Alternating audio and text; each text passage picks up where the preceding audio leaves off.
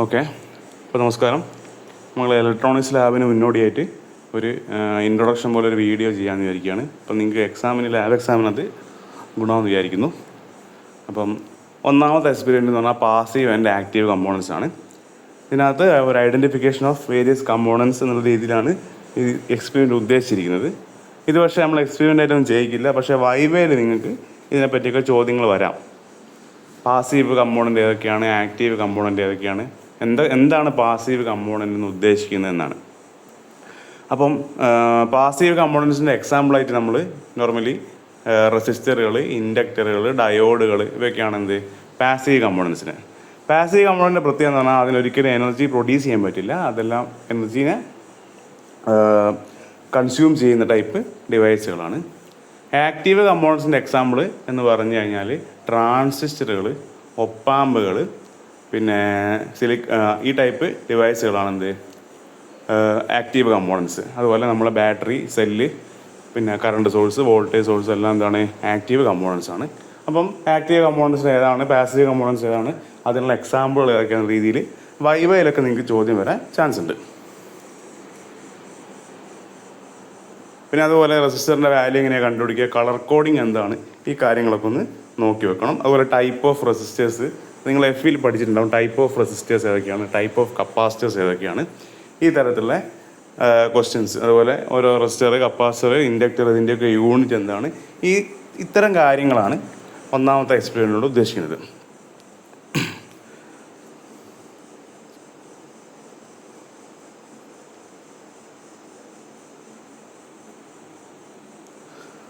രണ്ടാമത്തെ എക്സ്പെരിമെൻ്റ് എന്ന് പറഞ്ഞാൽ single stage transistor amplifier, RC coupled amplifier അല്ലെങ്കിൽ സിംഗിൾ സ്റ്റേജ് ട്രാൻസിസ്റ്റർ ആംപ്ലിഫയർ എന്നൊക്കെ പറഞ്ഞാൽ ഇതാണ്.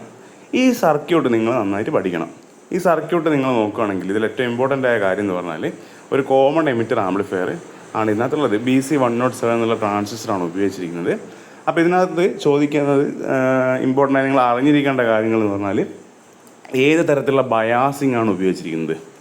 ഇതിനകത്ത് വോൾട്ടേജ് ഡിവൈഡർ ബയാസിംഗ് ആണ് ഉപയോഗിച്ചിരിക്കുന്നത്. അതായത് R1 47K അതിൻ്റെ താഴെയുള്ള 10K, അതായത് R1 R2 സീരീസ് ആയി കൊടുത്തിരിക്കുന്ന R1 R2 എന്ന് പറഞ്ഞാൽ നമ്മൾ കൊടുക്കുന്ന മേലുള്ള പ്ലസ് VCC 10 വോൾട്ടിനെ ഡിവൈഡ് ചെയ്തിട്ടാണ് ബയാസിംഗ് വോൾട്ടേജ് ആയിട്ട് ഉപയോഗിക്കുന്നത്. ബയാസിംഗ് എന്ന് പറഞ്ഞാൽ എന്തിനാണെന്നുള്ളൊരു ക്വസ്റ്റ്യൻ വരും. ബയാസിംഗ് എന്ന് പറഞ്ഞാൽ നമ്മൾ ആംപ്ലിഫയർ ഉപയോഗിക്കുമ്പം ട്രാൻസിസ്റ്റർ അതിൻ്റെ ആക്റ്റീവ് റീജിയനിലാണ് ആംപ്ലിഫയർ ആയിട്ട് വർക്ക് ചെയ്യുക. അപ്പോൾ ട്രാൻസിസ്റ്റർ ആംപ്ലിഫയർ ആയിട്ട് വർക്ക് ചെയ്യണമെന്നുണ്ടെങ്കിൽ ഏത് സിഗ്നൽ കൊടുക്കുമ്പോഴും അത് ട്രാൻസിസ്റ്റർ അതിൻ്റെ ക്യൂ പോയിന്റിൽ നിന്ന് ആക്റ്റീവ് റീജിയനിൽ നിന്ന് മാറാൻ പാടില്ല. അതിന് വേണ്ടിയിട്ട് അതിൻ്റെ ക്യുസെൻ്റ് പോയിൻ്റ് അല്ലെങ്കിൽ ക്യൂ പോയിന്റിനെ ഫിക്സ് ചെയ്യാൻ വേണ്ടിയിട്ടാണ് ബയാസിംഗ് ഉപയോഗിക്കുന്നത്. പലതരത്തിലുള്ള ബയാസിംഗ് ഉണ്ട്. അതിൽ കോമൺ എമിറ്റർ ആംപ്ലിഫയറിൽ നോർമലി ഉപയോഗിക്കുന്നത് ഇതുപോലുള്ള വോൾട്ടേജ് ഡിവൈഡർ ബയാസിംഗ് ആണ്. അപ്പോൾ R1 R2 ഉണ്ട്. അവിടെ ബേസ് എമിറ്റർ വോൾട്ടേജ് വരുന്നത് പിന്നെ R2 divide by R1 plus R2 into VCC എന്ന് പറഞ്ഞാൽ 10 വോൾട്ടാണ്. അത്രയും വോൾട്ടാണ് ബേസ് എമിറ്റർ വോൾട്ടേജിൽ വരിക, ജംഗ്ഷനിൽ വരിക. പിന്നെ ഇതിനകത്ത് കപ്പാസിറ്റേഴ്സ് ഉപയോഗിച്ചിരിക്കുന്നുണ്ട്. 1 മൈക്രോ ഫാരഡിൻ്റെ കപ്പാസിറ്റർ ബേസിലേക്ക്, അതായത് നമ്മൾ ഇൻപുട്ട് സിഗ്നൽ കൊടുക്കുന്ന അവിടെ ഒരു കപ്പാസിറ്റർ ഉണ്ട്. അതേപോലെ തന്നെ കലക്ടറിൽ ഒരു കപ്പാസിറ്റർ കൊടുത്തിട്ടുണ്ട്. കലക്ടറിൻ്റെ കപ്പാസിറ്റർ വഴിയാണ് ലോഡിന് അക്രോസ് ഔട്ട്പുട്ട് വോൾട്ടേജ് എടുക്കുന്നത്. ഇവിടുത്തെ ലോഡ് എന്ന് പറഞ്ഞാൽ RL 1 കിലോ ഓം ആണ് ഇവിടുത്തെ ലോഡ് വോൾട്ടേജ്. ഈ കപ്പാസിറ്ററുകളൊക്കെ നമ്മൾ കപ്ലിംഗ് കപ്പാസിറ്റർ എന്നാണ് വിളിക്കുന്നത്. അതായത് DC-നെ AC-യിലേക്ക് വരാതെ DC-നെ ബ്ലോക്ക് ചെയ്യാൻ വേണ്ടിയിട്ട് ഉപയോഗിക്കുന്നതാണ് കപ്ലിംഗ് കപ്പാസിറ്ററുകൾ. അതുപോലെ എമിറ്ററിന് പാരലായിട്ട് ഒരു 10 മൈക്രോ ഫാരഡിൻ്റെ എമിറ്ററിന് പാരലായിട്ട് ഒരു 10 മൈക്രോ ഫാരഡിൻ്റെ കപ്പാസിറ്റർ വെച്ചിട്ടുണ്ട്. ഈ കപ്പാസിറ്ററിന് വിളിക്കുന്ന പേര് എമിറ്റർ ബൈപ്പാസ് കപ്പാസിറ്റർ എന്നാണ്. കാരണം ഇത് AC സിഗ്നൽ കൊടുക്കുമ്പോൾ ആംപ്ലിഫയറായി വർക്ക് ചെയ്യുമ്പോൾ എമിറ്റർ ഗ്രൗണ്ട് ചെയ്യപ്പെടണം, എങ്കിലേ അത് കോമൺ എമിറ്റർ എന്ന് പറയുള്ളൂ. AC-നെ കപ്പാസിറ്റർ കടത്തി വിടുന്നതുകൊണ്ട് തന്നെ ആ കപ്പാസിറ്റർ കൂടെ AC സിഗ്നൽ നേരെ ഗ്രൗണ്ടിലേക്ക് വരികയും എമിറ്റർ അവിടെ ഗ്രൗണ്ടഡ് ആവുകയും ചെയ്യും. അപ്പോൾ ഇതാണ് അതിൻ്റെ വർക്കിംഗ് പ്രിൻസിപ്പിൾ. കാരണം നമുക്കറിയാം ഇൻപുട്ട് വോൾട്ടേജ് കൊടുത്തിട്ട് അതിനെ ഔട്ട്പുട്ട് വോൾട്ടേജാക്കി ആംപ്ലിഫൈ ചെയ്യാനുള്ളതാണ് ആംപ്ലിഫയേഴ്സ് ഉപയോഗിക്കുന്നത്. അപ്പോൾ ഇൻപുട്ട് വോൾട്ടേജ് കൊടുക്കാൻ 2 ടെർമിനൽ വേണം, ഔട്ട്പുട്ട് വോൾട്ടേജ് എടുക്കാനും 2 ടെർമിനൽ വേണം. അപ്പോൾ മൊത്തം 4 ടെർമിനൽ ആവശ്യമുണ്ട്. പക്ഷേ നമ്മുടെ ട്രാൻസിസ്റ്ററിന് 3 ടെർമിനലേ ഉള്ളൂ. അതുകൊണ്ട് ഇൻപുട്ട് കൊടുക്കാൻ അതുപോലെ ഔട്ട്പുട്ട് എടുക്കാൻ 4 ടെർമിനൽ ഇല്ലാത്തതുകൊണ്ട് 3 മാത്രമേ ഉള്ളൂ. അതുകൊണ്ട് ഒരു ടെർമിനലിനെ കോമൺ ആക്കി എടുക്കണം. അങ്ങനെയാണ് common emitter, common base, common collector എന്നുള്ള കോൺഫിഗറേഷൻ വരുന്നത്. ഇപ്പോൾ കോമൺ എമിറ്ററിനകത്ത് സ്വാഭാവികമായിട്ട് എമിറ്ററിനെയാണ് കോമൺ ആക്കേണ്ടി എടുക്കേണ്ടത്. പിന്നെ ഇതിനകത്ത് ഇതിൻ്റെ പർപ്പസ് എന്ന് പറഞ്ഞാൽ സിംഗിൾ സ്റ്റേജ് ട്രാൻസിസ്റ്റർ ആംപ്ലിഫയറിൻ്റെ എക്സ്പീരിയൻസ് നമ്മൾ ചെയ്യുന്നതെന്ന് വെച്ചാൽ ഇതിൻ്റെ ഫ്രീക്വൻസി റെസ്പോൺസ് കാണാനാണ്. അപ്പോൾ ഫ്രീക്വൻസി റെസ്പോൺസ് കർവാണ് ഇവിടെ കാണിച്ചിരിക്കുന്നത്. ഇതിന് വേണ്ടി എടുക്കേണ്ട കാര്യം എന്ന് പറഞ്ഞാൽ നമ്മൾ ഇൻപുട്ട് സിഗ്നൽ കൊടുക്കുന്നുണ്ടല്ലോ, അതിൻ്റെ ഫ്രീക്വൻസി നമ്മൾ വളരെ ചെറിയ ഒരു 30 ഹെർട്സ് അല്ലെങ്കിൽ 100 ഹെർട്സ് തൊട്ടാണ് നമ്മൾ കൂട്ടേണ്ടത്. കാരണം അതിനേക്കാളും താഴെയൊന്നും വോൾട്ടേജ് കിട്ടില്ല. അപ്പോൾ ബയാസിങ് എല്ലാം ഓക്കെ ആണോ നോക്കിയതിന് ശേഷം നിങ്ങൾ ഇൻപുട്ടിൻ്റെ ഫ്രീക്വൻസി കൂട്ടി എടുക്കണം. പിന്നെ അതുപോലെ കൊടുക്കുന്ന വോൾട്ടേജും പല എക്സ്പെരിമെൻ്റ് നോക്കിയാൽ നിങ്ങൾക്ക് മനസ്സിലാവും അത് എത്ര വോൾട്ടേജാണ് കൊടുത്തിരുന്നത്, എത്ര മില്ലി വോൾട്ടാണോ, 50 മില്ലി വോൾട്ടാണോ 60 മില്ലി വോൾട്ടാണോ കൊടുത്തതെന്നൊക്കെ ഒന്ന് ഓർത്ത് നോക്കണം. റെക്കോർഡിനകത്ത് ഉണ്ടാവും, അതൊന്ന് പഠിച്ചു വരണം. കാരണം ഒരുപാട് വോൾട്ടേജ് കുറഞ്ഞു കഴിഞ്ഞാൽ ചിലപ്പോൾ കിട്ടില്ല, ഒരുപാട് കൂടിയാലും പാടാണ്. അപ്പോൾ അതുകൊണ്ട് സപ്ലൈ വോൾട്ടേജിൻ്റെ ഫ്രീക്വൻസി ആണ് വേരി ചെയ്യുന്നത്. വോൾട്ടേജ് ഫിക്സ് ആക്കി വെക്കുക ചെയ്യുക. ഫ്രീക്വൻസി ഇങ്ങനെ വേരി ചെയ്യുമ്പം പതുക്കെ നിങ്ങൾക്ക് എന്ത് ചെയ്യുക, output voltage by input voltage, അതായത് വോൾട്ടേജ് ഗെയിൻ ഇങ്ങനെ കൂടി വരുന്നത് കാണാം. ഒരു പർട്ടിക്കുലർ വാല്യൂ എന്ത് ചെയ്യും, അത് കോൺസ്റ്റൻ്റ് ആവും. ഒരുപാട് റേഞ്ച് ഓഫ് ഫ്രീക്വൻസിയിൽ അത് കോൺസ്റ്റൻ്റ് ആയിരിക്കും. അങ്ങനെ കൂടി ഫ്രീക്വൻസി പിന്നെ ഒരു മെഗാഹെർട്സ് റേഞ്ചിലൊക്കെ എത്തുമ്പോൾ പിന്നെ അത് ഫ്രീക്വൻസി ഔട്ട്പുട്ട് വോൾട്ടേജ് ഗെയിൻ കുറയുന്നതായിട്ട് കാണാം. അപ്പം അതാണ് ഇവിടെ നമ്മൾ ഗെയിന് ആക്ച്വലി ഫ്രീക്വൻസി ഒരു വളരെ വലിയ സ്പെക്ട്രത്തിൽ വരുന്നതുകൊണ്ട് നമ്മൾ ലോഗറിതമിക് ഗ്രാഫാണ് ഉപയോഗിക്കുക, സെമി ലോ ഗ്രാഫാണ് ഉപയോഗിക്കുക. അപ്പോൾ അതുകൊണ്ട് തന്നെ നമ്മൾ ഗെയിനിനെ എന്ത് ചെയ്യും, 20 ലോഗ് VO/VI എന്നുള്ള വാല്യൂ എടുക്കും. അപ്പം ഗെയിൻ നമുക്ക് ഡെസിബിളിലാണ് കിട്ടുക. അതിനുശേഷം നമുക്ക് കണ്ടുപിടിക്കേണ്ടത് upper cut off frequency lower cut off ഫ്രീക്വൻസിയും തമ്മിലുള്ള ഫ്രീക്വൻസിയുടെ ഡിഫറൻസ് ആണ്, അല്ലെങ്കിൽ എവിടുന്ന് എവിടം വരെയാണെന്നുള്ളത്. അപ്പോൾ upper cut off frequency lower cut off frequency കണ്ടുപിടിക്കുക എന്ന് പറഞ്ഞാൽ -3 ഡെസിബൽ പോയിൻ്റ് ആണ്. അതായത് മാക്സിമം നമുക്ക് ഗെയിൻ കിട്ടുന്ന ആ മാക്സിമം ഗെയിനുള്ള മേലുള്ള ആ ഒരു ഹൊറിസോണ്ടൽ ലൈനിൽ നിന്ന് 3 ഡെസിബൽ താഴേക്ക് എടുക്കുക. അപ്പോൾ ആ ഡെസിബൽ താഴേക്ക് എടുക്കുമ്പോൾ ഇടത് ഭാഗത്തും വലത് ഭാഗത്തും അത് ആ ഫ്രീക്വൻസി റെസ്പോൺസ് കർവിനെ കട്ട് ചെയ്യും. അതിന് കറസ്പോണ്ടിങ് ആയുള്ള ഫ്രീക്വൻസി ഇടത് ഭാഗത്തുള്ളത് ലോവർ കട്ട് ഓഫ് ഫ്രീക്വൻസിയും വലത് ഭാഗത്തുള്ളത് അപ്പർ കട്ട് ഓഫ് ഫ്രീക്വൻസി ആയിരിക്കും. അപ്പോൾ ഇതാണ് ഈ രണ്ട് ഫ്രീക്വൻസീൻ്റെ ഒരു ഇന്ന വാല്യൂ മുതൽ ഇന്ന വാല്യൂ വരെ എന്നുള്ള പറയുന്നത്, അതാണ് ബാൻഡ് വിഡ്ത്ത് എന്ന് പറയുന്നത്. അതോടെ ആ എക്സ്പെരിമെൻറ്റ് കഴിഞ്ഞു. അടുത്ത എക്സ്പെരിമെൻറ്റ് എന്ന് പറഞ്ഞാൽ RC ഫേസ് ഷിഫ്റ്റ് ഓസിലേറ്ററാണ്. RC ഫേസ് ഷിഫ്റ്റ് ഓസിലേറ്ററിനകത്ത് കോമൺ എമിറ്റർ ആംപ്ലിഫയർ തന്നെയാണ് ഉപയോഗിക്കുന്നത്. ഈ ഒരു എക്സ്പെരിമെൻറ്റിൽ ചോദിക്കാവുന്ന ചോദ്യങ്ങൾ എന്ന് പറഞ്ഞാൽ എന്താണ് ഒരു സസ്റ്റെയിൻഡ് ഓസിലേഷൻ, അതിന് വേണ്ട കണ്ടീഷൻസ് എന്താണ്. സസ്റ്റെയിൻഡ് ആയിട്ടുള്ളൊരു ഓസിലേഷന് വേണ്ട കണ്ടീഷൻ എന്ന് പറഞ്ഞാൽ ഇത് ബാർക്കോസൻ ക്രൈറ്റീരിയ ആണ്. എന്താണ് ബാർക്കോസൻ ക്രൈറ്റീരിയ? ബാർക്കോസൻ ക്രൈറ്റീരിയ പറയുന്നത് ഒരു ഓസിലേഷൻ കിട്ടണമെന്നുണ്ടെങ്കിൽ അവിടെ ഒരു ക്ലോസ്ഡ് ലൂപ്പ് വേണം. ആ ക്ലോസ്ഡ് ലൂപ്പിൻ്റെ total loop gain equal to 1 ആയിരിക്കണം. Total loop gain equal to 1 ആയിരിക്കണം. അതുപോലെ total phase shift is equal to 0 degree or 360 degree ആയിരിക്കണം. അങ്ങനെയാണെങ്കിൽ നിങ്ങൾക്കൊരു സസ്റ്റെയിൻഡ് ഓസിലേഷൻ കിട്ടും. ഇവിടെ നമ്മൾ ഉപയോഗിക്കുന്നത് RC ഫേസ് ഷിഫ്റ്റ് ഓസിലേറ്ററിനകത്ത് നിങ്ങൾ കണ്ടറിയാം, ഇപ്പോൾ നമ്മൾ തൊട്ട് മുന്നേ കണ്ട സിംഗിൾ സ്റ്റേജ് ട്രാൻസിസ്റ്റർ ആംപ്ലിഫയറും ആണ് ആദ്യം കാണുന്നത്. അതായത് അതൊരു കോമൺ എമിറ്റർ ആംപ്ലിഫയർ ആണ്. കോമൺ എമിറ്റർ ആംപ്ലിഫയറിൻ്റെ ഒരു ഇമ്പോർട്ടൻറ്റ് പോയിന്റ് ഉണ്ട്. കോമൺ എമിറ്റർ ആംപ്ലിഫയറിൻ്റെ കേസിൽ ഇൻപുട്ടും ഔട്ട്പുട്ടും തമ്മിലുള്ള ഫേസ് ഷിഫ്റ്റ് 180 ഡിഗ്രിയാണ്. ഇപ്പോൾ നിങ്ങളൊരു സൈനസോയിഡൽ വേവ് കൊടുക്കുകയാണെങ്കിൽ നിങ്ങൾക്ക് പോസിറ്റീവ് ഹാഫ് സൈക്കിളും എന്നിട്ട് നെഗറ്റീവ് ഹാഫ് സൈക്കിളും കൊടുക്കുന്ന ഇൻപുട്ടാണ് കൊടുക്കുന്നതെങ്കിൽ നിങ്ങൾ ഔട്ട്പുട്ട് ആദ്യം നെഗറ്റീവ് ഹാഫ് സൈക്കിളും പിന്നെ പോസിറ്റീവ് ഹാഫ് സൈക്കിളായിരിക്കും ഔട്ട്പുട്ട് വരിക. അതാണ് കോമൺ എമിറ്റർ ആംപ്ലിഫയറിൻ്റെ പ്രത്യേകത. അപ്പോൾ നിങ്ങൾക്ക് 360 ഡിഗ്രി ടോട്ടൽ ഫേസ് ഷിഫ്റ്റ് വേണമെങ്കിൽ ആദ്യം കോമൺ എമിറ്റർ ആംപ്ലിഫയർ തന്നെ ഒരു 150 ഡിഗ്രി കൊടുക്കുന്നുണ്ട്. അഡീഷണലി ഒരു 150 ഡിഗ്രിയും കൂടെ ഫേസ് ഷിഫ്റ്റ് വേണം. അപ്പോൾ അതുകൊണ്ട് അവിടെ ഒരു കൊടുക്കുന്ന ഫീഡ്ബാക്ക് എന്ന് പറഞ്ഞാൽ 180 ഡിഗ്രി ഉണ്ടാക്കുന്ന ഫീഡ്ബാക്ക് ആയിരിക്കണം. അപ്പോൾ 180 ഡിഗ്രി ഉണ്ടാക്കാൻ വേണ്ടിയിട്ട് നമുക്ക് എന്ത് ചെയ്യാം, 3 RC ഫീഡ്ബാക്ക് 3 RC നെറ്റ്വർക്കുകൾ ഉപയോഗിക്കാം. അപ്പോൾ RCൻ്റെ പ്രത്യേകത എന്ന് പറഞ്ഞാൽ കപ്പാസിറ്ററിൻ്റെ കേസ് എന്ന് പറഞ്ഞാൽ വോൾട്ടേജും കറണ്ടും തമ്മിലുള്ള ഫേസ് ഷിഫ്റ്റ് 90 ഡിഗ്രിയാണ്. റെസിസ്റ്ററിൻ്റെ കേസിൽ അത് 0 ഡിഗ്രിയാണ്. അപ്പോൾ RCയുടെ കേസിൽ വോൾട്ടേജും കറണ്ടും തമ്മിലുള്ളൊരു ഫേസ് ഷിഫ്റ്റ് എന്ന് പറഞ്ഞാൽ <90 ആയിരിക്കും. അപ്പം മൊത്തത്തിൽ 60 ഡിഗ്രി വരുന്ന രീതിയിലാണെങ്കിൽ 3 × 60 180 ഡിഗ്രി കിട്ടും. അപ്പോൾ ആ രീതിയിലുള്ള Rഉം Cയും കൂടെയാണ് ഡിസൈൻ ചെയ്തിട്ടാണ് നമ്മൾ RC വെച്ചിരിക്കുന്നത്. അപ്പോൾ ഈ നിങ്ങളുടെ കേസിൽ ഇപ്പം എക്സ്പെരിമെൻറ്റ് ചെയ്യുമ്പോൾ അതിൻ്റെ ഡിസൈനിങ് ഒന്നുമില്ല. അതുകൊണ്ട് ഈ കപ്പാസിറ്ററിൻ്റെയും റെസിസ്റ്ററിൻ്റെയൊക്കെ വാല്യൂ നോക്കണം.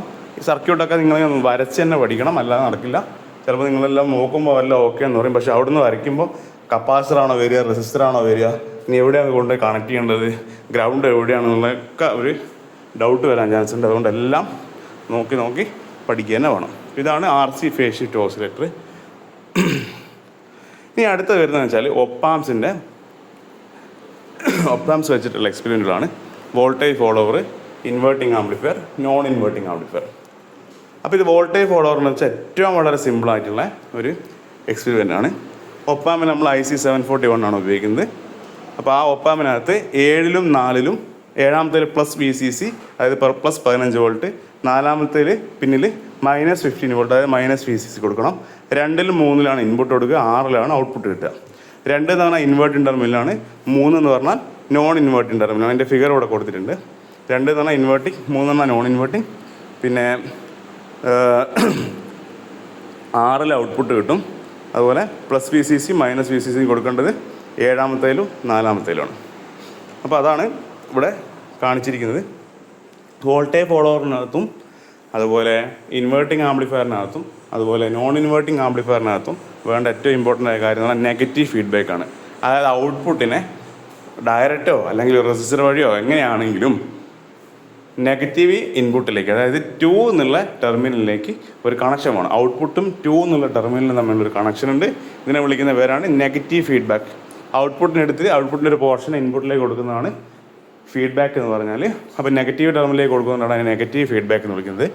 വോൾട്ടേജ് ഫോളോവറിൻ്റെ കേസിൽ ഡയറക്റ്റായിട്ട് ഔട്ട്പുട്ടിനെ എടുത്തിട്ട്, റെസിസ്റ്റർ ഒന്നുമില്ല, ഡയറക്റ്റായിട്ട് ഔട്ട്പുട്ടിനെ എടുത്തിട്ട് 2 എന്നുള്ള ഇൻവേർട്ടിംഗ് ടെർമിനലിലേക്ക് കൊടുക്കുകയാണ്. അത് നെഗറ്റീവ് ഫീഡ്ബാക്കാണ്. അങ്ങനെ കൊടുക്കുമ്പോൾ നെഗറ്റീവ് ഫീഡ്ബാക്ക് ഉണ്ടെങ്കിൽ അവിടെ വെർച്വൽ ഗ്രൗണ്ടിങ് എന്ന് പറഞ്ഞൊരു പ്രതിഭാസമുണ്ട്. വെർച്വൽ ഗ്രൗണ്ടിങ് എന്ന് പറഞ്ഞാൽ 2 ടെർമിനലിലെയും വോൾട്ടേജ് സെയിം ആയി മാറും. അതായത് 2 എന്നുള്ള ടെർമിനലിലെയും 3 എന്നുള്ള ടെർമിനലിലെയും വോൾട്ടേജ് എന്തായിരിക്കും? സെയിം ആയിരിക്കും. അപ്പോൾ വോൾട്ടേജ് ഫോളോവറിനകത്ത് 3ൽ നമ്മൾ സപ്ലൈ വോൾട്ടേജ് കൊടുക്കുന്നത്. അപ്പോൾ എന്താവും? 3ലുള്ള സപ്ലൈ വോൾട്ടേജ് തന്നെ 2ൽ വരും. കാരണം 2ലെയും 3ലെയും വോൾട്ടേജ് സെയിം ആയിരിക്കും നെഗറ്റീവ് ഫീഡ്ബാക്ക് ഉണ്ടെങ്കിൽ. അപ്പോൾ ആ 2 എന്നുള്ള വോൾട്ടേജിനെയാണ് ഔട്ട്പുട്ടിലേക്ക് ഡയറക്റ്റ്ലി കണക്ട് ചെയ്യുന്നത്. അപ്പോൾ ആ സർക്യൂട്ട് കണ്ടറിയാം. അപ്പോൾ അതിൻ്റെ അർത്ഥം എന്താ? ഇൻപുട്ട് 3ൽ വരും, 3 എന്നുള്ളത് 2ൽ വരും, 2 എന്ന് എന്ത് ചെയ്യും? ഔട്ട്പുട്ട് VOയിലേക്ക് വരും. That means output is equal to input. Output follows input. ഇതാണ് വോൾട്ടേജ് ഫോളോവർ. ഇനി അടുത്ത സർക്യൂട്ടാണ് ഇൻവേർട്ടിംഗ് ആംപ്ലിഫയർ.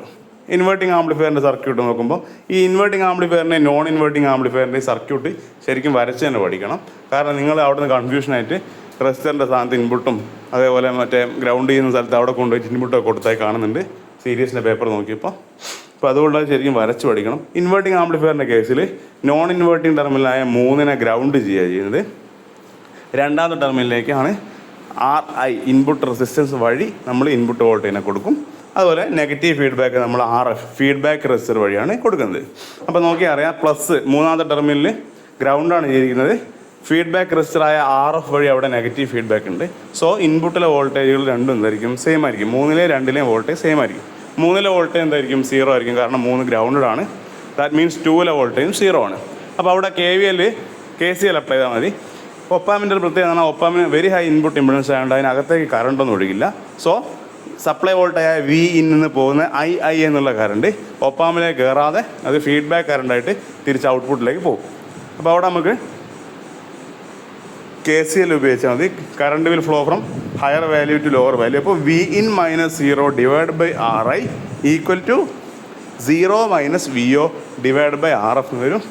അത് നിങ്ങൾ അങ്ങോട്ടും ഇങ്ങോട്ടും റീഅറേഞ്ച് ചെയ്താൽ നിങ്ങൾക്ക് VO by VIN that is voltage gain. Output voltage by input voltage ആണ് voltage gain. That is equal to -RF by RI എന്ന് കിട്ടും. -RF by RI.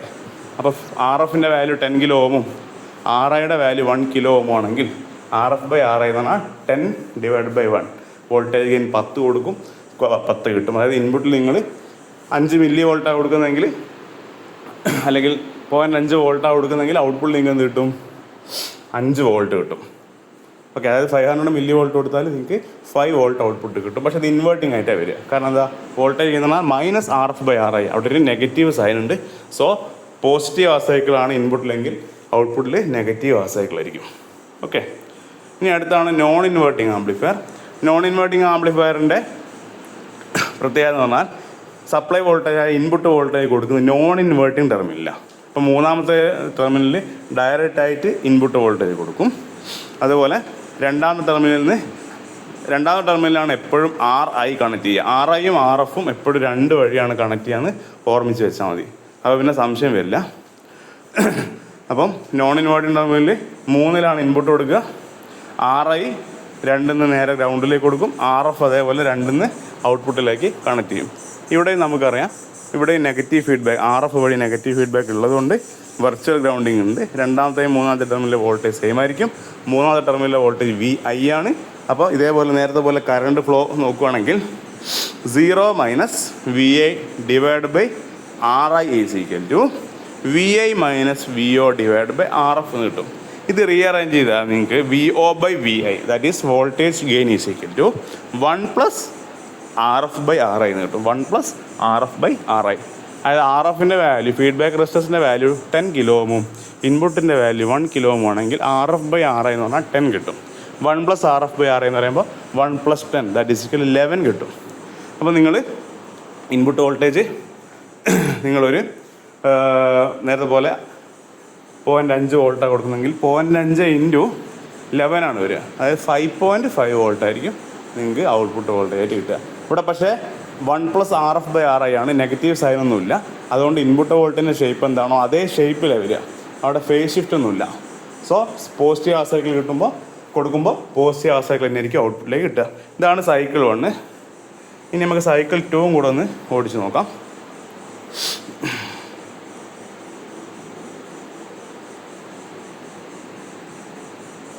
ഇതിൽ വെരിഫിക്കേഷൻ ഓഫ് ലോജിക് ഗേറ്റ്സ്. നിങ്ങൾക്ക് നോർമലി ഓരോ ഐ സികൾ തന്നിട്ട് അതിൽ നിന്ന് അതിൻ്റെ ട്രൂത്ത് ടേബിൾ നിങ്ങൾക്ക് അറിയാം. എന്നിട്ട് നിങ്ങൾ അത് ഓക്കെ ആണെന്നാണ് നോക്കിയത്. ചിലപ്പോൾ എക്സാമിന് ചിലപ്പം ചോദിക്കുകയെന്ന് വെച്ചാൽ നിങ്ങൾക്ക് വേരിയസ് ഐ സികൾ തരും. എന്നിട്ട് നിങ്ങളോട് അതിൽ ഇൻപുട്ടും ഔട്ട്പുട്ടും കണക്ട് ചെയ്യാൻ പറയും. ഇൻപുട്ട് കണക്ട് ചെയ്തിട്ട് ഔട്ട്പുട്ട് എടുക്കാൻ പറയും. എന്നിട്ട് അതിൻ്റെ ട്രൂത്ത് ടേബിൾ കണ്ടുപിടിച്ചിട്ട് അത് ഏത് ഗേറ്റാണെന്ന് കണ്ടുപിടിക്കുക. ഈ രീതിയിലായിരിക്കും നിങ്ങൾക്ക് ചിലപ്പം ക്വസ്റ്റ്യൻ ഉണ്ടാകുക. അപ്പോൾ അതനുസരിച്ചിട്ട് പഠിക്കുക. അപ്പോൾ ട്രൂത്ത് ടേബിളുകൾ കറക്റ്റ് പഠിക്കുക. ലോജിക് ഗേറ്റിൻ്റെ സിമ്പലുകൾ കറക്റ്റ് പഠിക്കുക. അതിലെങ്ങനെ കണക്ഷൻ വരുന്നതെന്നും കറക്റ്റ് പഠിക്കുക. ഓക്കെ, എങ്ങനെയാണ് കണക്ഷൻ വരുന്നതെന്നും കറക്റ്റ് പഠിക്കണം. അതിൽ ഏതിലൊക്കെയാണ് ഇൻപുട്ട് ഏതിലൊക്കെയാണ് ഔട്ട്പുട്ട് എന്നുള്ള രീതിയിൽ കറക്റ്റ് പഠിക്കണം. അതായത് ഞാൻ പറഞ്ഞിരിക്കുന്നത് ഈ ഫിഗറാണ് നന്നായി പഠിക്കേണ്ടത്. ആൻഡ് ഗേറ്റ് ആണെങ്കിൽ ഒന്നാമത്തെ ഫിഗർ ആൻഡ് ഗേറ്റ് ആണ്. ആൻഡിൽ 1, 2 ഇൻപുട്ട് കൊടുക്കുകയാണെങ്കിൽ 3 ഔട്ട്പുട്ട് കൊടുക്കുക. വർക്ക് ചെയ്യണമെങ്കിൽ 14 പ്ലസ് വി സി സിയും 7 ഗ്രൗണ്ടും കൊടുക്കണം. ഇതേപോലെ തന്നെ ഓർ ഗേറ്റിൽ 1, 2 ഇൻപുട്ട് കൊടുത്താൽ 3 ഔട്ട്പുട്ട് കിട്ടുക. നോട്ട് ഗേറ്റിൽ മാത്രം ഇൻപുട്ട് 1 കൊടുത്താൽ 2 ഔട്ട്പുട്ട് കിട്ടും. 3 ഇൻപുട്ട് കൊടുത്താൽ 4 ഔട്ട്പുട്ട് കിട്ടും. അങ്ങനെ. ഇനി ഇതിലാകെ ഒരു തിരിച്ച് വരുന്നതെന്ന് പറഞ്ഞാൽ നോർ ഗേറ്റിൽ മാത്രമാണ്. നോർ ഗേറ്റിൽ എന്ന് പറഞ്ഞാൽ 2, 3 ഇൻപുട്ട് കൊടുത്താൽ 1 ഔട്ട്പുട്ട് കിട്ടുക. അപ്പോൾ ആ ഒരു ട്വിസ്റ്റ് ഉണ്ട്, അതും കൂടെ നോക്കണം. ട്രൂത്ത് ടേബിൾ കറക്റ്റ് പഠിക്കണം.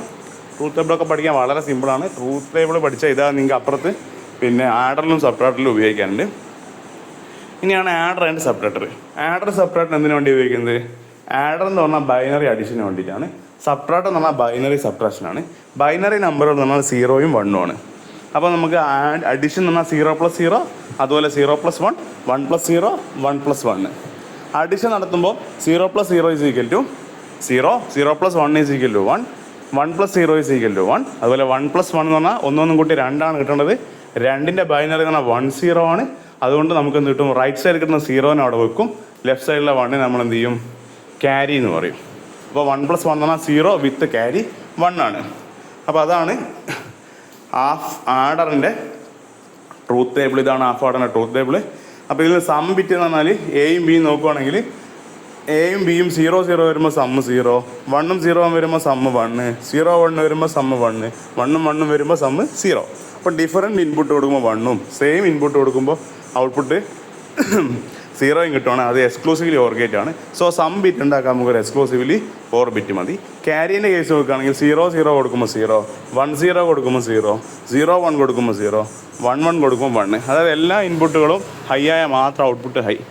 ഏതെങ്കിലും ഒരു ഇൻപുട്ട് ലോ, അതായത് 0 ആണെങ്കിൽ ഔട്ട്പുട്ട് 0 എന്ന് പറഞ്ഞു കഴിഞ്ഞാൽ അത് ആൻഡ് ഗേറ്റ് ആണ്. സോ ക്യാരി ബിറ്റ് ഉണ്ടാക്കാൻ ആൻഡ് ഗേറ്റ് മതി. അപ്പോൾ അതുകൊണ്ടാണ് നമുക്ക് ഹാഫ് ആർഡറിൻ്റെ സർക്യൂട്ട് ഇതുപോലെ കിട്ടുന്നത്. എനെയും ബിനെ എക്സ്ക്ലൂസീവ്ലി ഓർ ഗേറ്റ് കൊടുക്കുകയാണെങ്കിൽ സമ്മ് കിട്ടും. എനെയും ബിനെ ആൻഡ് ഗേറ്റ് കൊടുക്കുകയാണെങ്കിൽ നിങ്ങൾക്ക് ക്യാരി കിട്ടും. ഇനി സബ്ട്രാക്ടറിൻ്റെ കേസ് 0 മൈനസ് 0 എന്ന് പറഞ്ഞാൽ 0 ആണ്. 1 മൈനസ് 0 എന്ന് പറഞ്ഞാൽ 1 ആണ്. 1 മൈനസ് 1 എന്ന് പറഞ്ഞാൽ 0 ആണ്. ഡയറക്റ്റായിട്ട് നമുക്ക് എന്ത് ചെയ്യാം? കുറയ്ക്കാൻ പറ്റും. പക്ഷേ 0 മൈനസ് 1 എന്ന് പറഞ്ഞാൽ 0 എങ്ങനെ 1 കുറയ്ക്കുക? 0 1 കുറയ്ക്കണമെങ്കിൽ ആ 0 നമ്മൾ എന്ത് ചെയ്യണം? ഒരു 1നെ ബോറോ ചെയ്ത് കൊണ്ട് 1 0 ആക്കി മാറ്റണം. 1 0 എന്ന് പറഞ്ഞാൽ എന്താ? 2 ആണ്. 2 എന്ന് 1 വെച്ചാൽ 1 കിട്ടും. അപ്പോൾ 0 minus 1 is equal to 1 if you have a borrow equal to 1. അപ്പോൾ ഇതാണ് അതിൻ്റെ കണ്ടീഷൻ. അപ്പോൾ അതിൻ്റെ ട്രൂത്ത് ടേബിൾ നോക്കുകയാണെങ്കിൽ നമുക്കറിയാം ഡിഫറൻസ് ബിറ്റ്, അതായത് എ നിന്ന് ബി കുറയ്ക്കുകയാണ് ഡിഫറൻസ് ബിറ്റ് വീണ്ടും ഏതൊരു എക്സ്ക്ലൂസീവ്ലി ഓർ ഗേറ്റ് മതി. ഇനി ബോറോ ഉണ്ടാക്കണം നമുക്ക് എന്ത് ചെയ്യണം, അതൊരു ചെറിയ ലോജിക്ക് വേണം. എനെ എടുത്തിട്ട് ഒരു നോട്ട് ഗേറ്റ് കൂടെ കൊടുത്തിട്ട്